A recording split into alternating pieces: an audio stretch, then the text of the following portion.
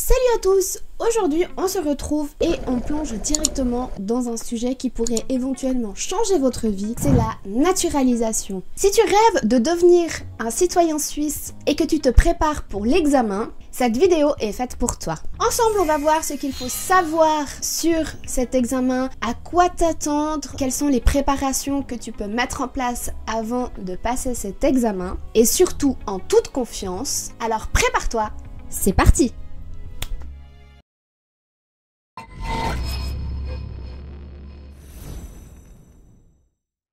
En Suisse, il existe deux formes de naturalisation différentes. Vous avez la naturalisation par facilité ou la naturalisation par voie ordinaire. J'en ai fait toute une vidéo. Si tu souhaites aller voir cette vidéo, je te la mets en i et aussi en description. Ici, je ne vais pas approfondir ce qu'est exactement la naturalisation ordinaire ou par facilité. Nous allons seulement nous concentrer sur les examens relatifs à ces naturalisations. Alors les procédures et les démarches à mettre en place, etc. ce sera dans l'autre vidéo.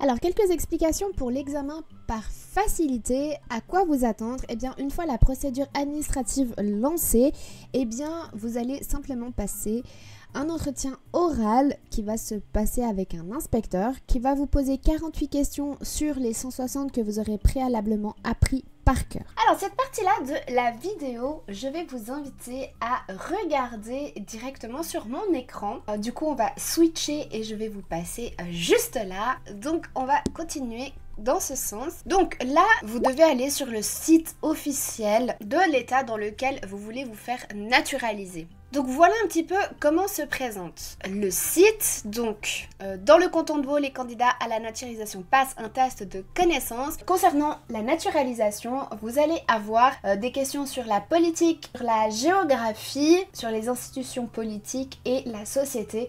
Et toutes ces questions sont relatives à la commune ou au canton auquel vous allez faire la demande. Donc, pour ce faire, nous allons nous rendre dans la plateforme à vos tests. Comme vous pouvez le constater, on vous explique bien que vous avez 160 questions dans tous les cas pour accéder à votre examen. Et lors de votre test, vous devez répondre à 48 questions en 1 heure. Là, vous allez taper votre commune. Par exemple, nous allons taper Lausanne. Car nous sommes dans le canton de Vaud, n'est-ce pas? Et voilà comment se présente la page où vous pouvez vous entraîner. Donc vous avez la partie entraînement. Vous pouvez passer un examen blanc. Cette partie-là vous donne réellement la possibilité de vous mettre dans un contexte assez similaire à ce que vous pouvez vous attendre lors de votre examen avec l'inspecteur qui va vous poser ces questions-là. Donc là, je vais vous montrer la partie entraînement. Vous pouvez choisir lors de votre entraînement si vous avez plutôt envie de vous concentrer sur la géographie, sur l'histoire, sur la politique ou bien sur la société. Ça, c'est vous qui déterminez votre besoin. Et je vous conseille de travailler les questions que vous n'arrivez pas forcément à répondre. Je vais en regarder quelques-unes ici avec vous, comme ça vous donne aussi une idée des questions auxquelles vous pouvez vous attendre lors de l'examen blanc. Mais vous pouvez également essayer ces questions chez vous. Je vous mettrai le lien en description pour l'État de Vaud. Pour Neuchâtel ou d'autres cantons, eh bien vous avez juste à aller chercher en fait le site officiel de la naturalisation dans le canton dans lequel vous êtes. Là, je vous montre l'État de Vaud parce que moi je suis dans Vaud. C'est hyper facile et intuitif. Je pense que vous allez facilement trouver aussi pour vous. J'espère qu'on n'entendra pas trop mon clavier ou ma souris. Si c'est le cas, je m'en excuse d'avance. J'essaierai de faire au mieux et de couper le plus possible le son. Mais si d'un coup vous en entendez un petit peu, je suis vraiment désolée. Pour cette partie entraînement, je vous propose de ne pas choisi de catégorie, c'est-à-dire si je travaille que la géo, que l'histoire ou que la politique ou que le social. Ainsi vous pouvez vous rendre compte un peu mieux de toutes les questions que vous avez dans le test. Donc nous allons démarrer. Voilà comment se présente l'entraînement. Donc vous avez les 160 questions. Elles sont toutes là sur les différents thèmes. Donc vous devez, pour la naturalisation de facilité, les apprendre par par cœur. Par exemple, sur le thème de l'histoire, quelle femme politique d'origine valdo-genevoise a habité le château de Coppet? Donc là, vous allez répondre et étant donné que c'est un entraînement, eh bien, la réponse va s'afficher en vert ou en gris. Si ça s'affiche en vert, bien évidemment, la réponse est juste. Si ça s'affiche en gris, la réponse est fausse. Et je crois que c'était Madame de Staël. Voilà, ça s'affiche en vert. Et si c'est le cas, le numéro 1 va s'afficher également en vert. Et après, ainsi, vous pouvez aussi cibler là où vous devez réviser le plus. Donc, vous faites question suivante.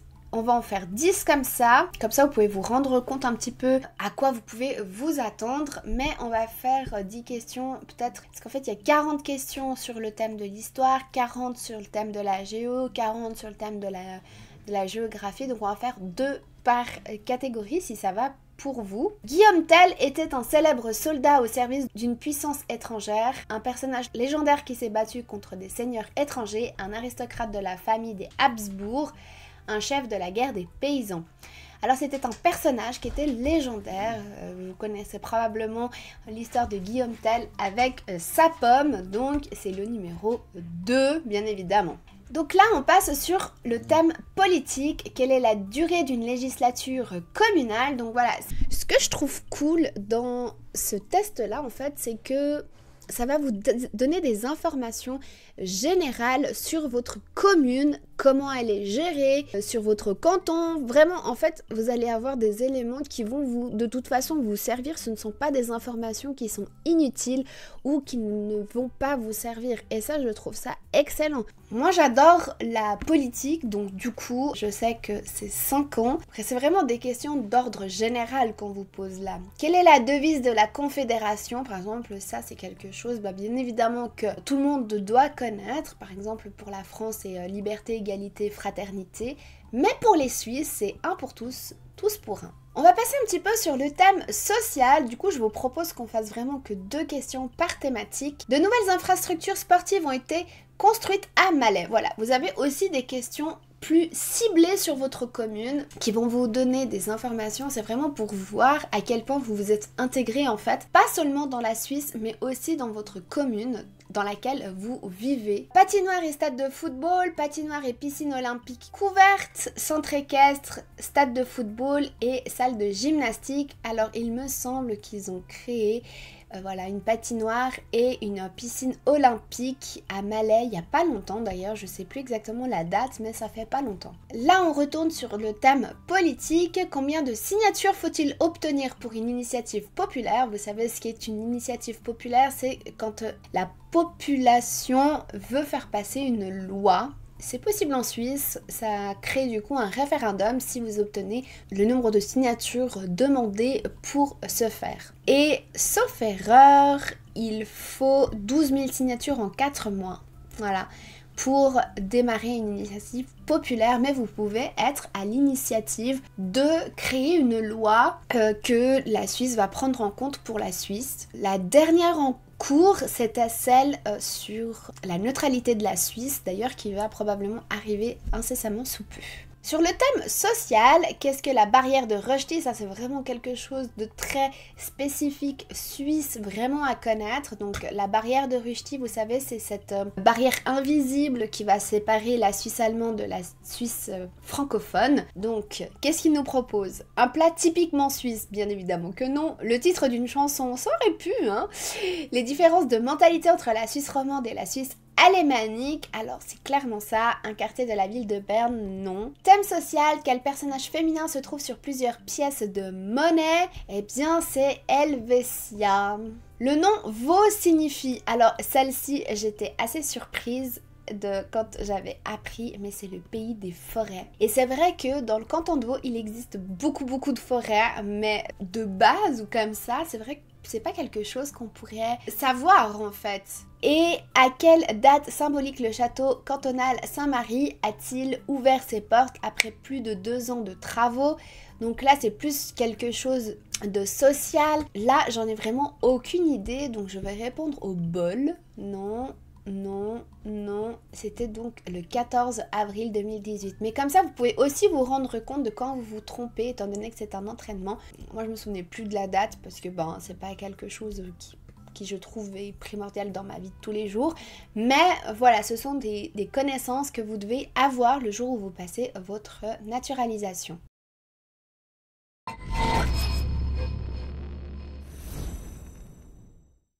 Concernant l'examen ordinaire, eh bien, une fois la procédure lancée de nouveau, vous allez avoir le jour J un examen écrit, puis un examen oral. Alors, l'oral se fait exactement dans les mêmes similitudes que pour la facilité. Cet examen, vous allez le passer dans votre commune, donc il va falloir vous inscrire et être présent au rendez-vous pour pouvoir le passer. Donc les différentes matières, ce sont exactement les mêmes que je vous ai montré au préalable, donc l'histoire, la géographie, le côté social ainsi que le côté politique.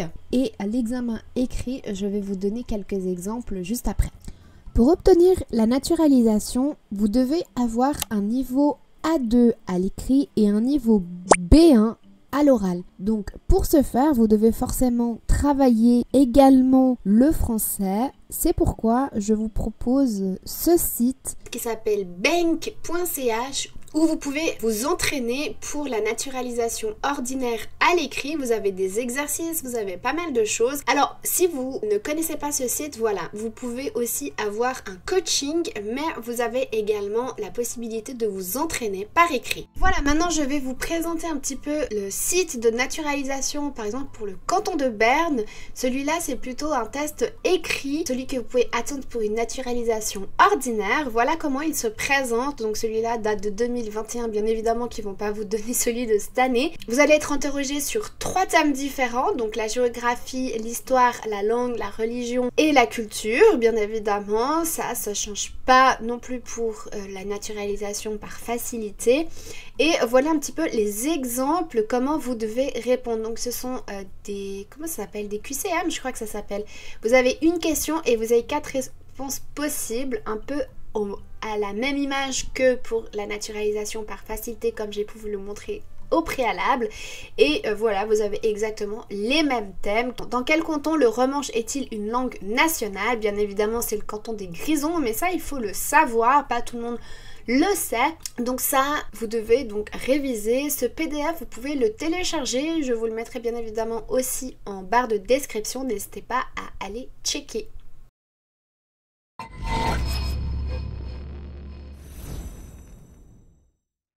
Alors, est-ce qu'il est difficile d'obtenir sa naturalisation? Eh bien, oui. La Suisse figure parmi les pays où il est le plus difficile d'obtenir sa naturalisation, pour la simple et bonne raison que les procédures pour y accéder sont hyper compliquées. Il faut être déterminé et il faut vouloir vraiment obtenir cette naturalisation.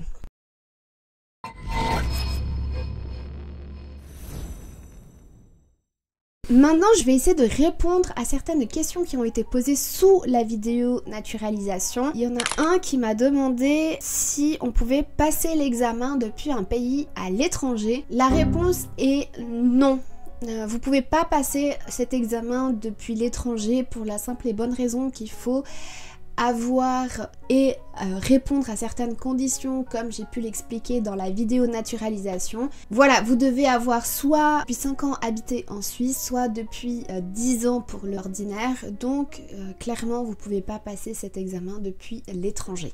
J'ai eu des questions concernant le délai de réponse afin d'obtenir la naturalisation, c'est-à-dire qu'une fois le dossier déposé, combien de temps j'ai attendu? Eh bien, vous attendez entre 1 an et 1 an et demi. C'est le délai qu'on vous donne pour vous rendre réponse et c'est le délai que vous avez pour savoir si vous avez bien été naturalisé ou s'il a été refusé.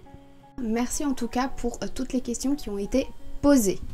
Voilà, maintenant nous avons fait le tour des 2 manières de devenir suisse. J'espère que cette vidéo vous a permis d'y voir un petit peu plus clair sur le processus et à quoi vous attendre le jour J pour l'examen et de devenir un citoyen suisse. Il est vrai que pour devenir suisse, la procédure est très exigeante. Mais c'est aussi une belle opportunité que de devenir suisse et de vivre en Suisse. Si vous êtes dans ce processus ou envisagez de le commencer, gardez en tête que chaque étape est un pas de plus vers cet objectif. Merci d'avoir regardé cette vidéo, j'espère qu'elle vous aura plu et qu'elle aurait répondu à toutes vos questions et à toutes vos interrogations. Si vous en avez encore, n'hésitez pas à me les adresser en commentaire. Moi, c'est sur ça que je vais vous laisser. Je vous retrouve bien évidemment jeudi prochain pour une nouvelle vidéo et je vous fais de gros bisous. Ciao!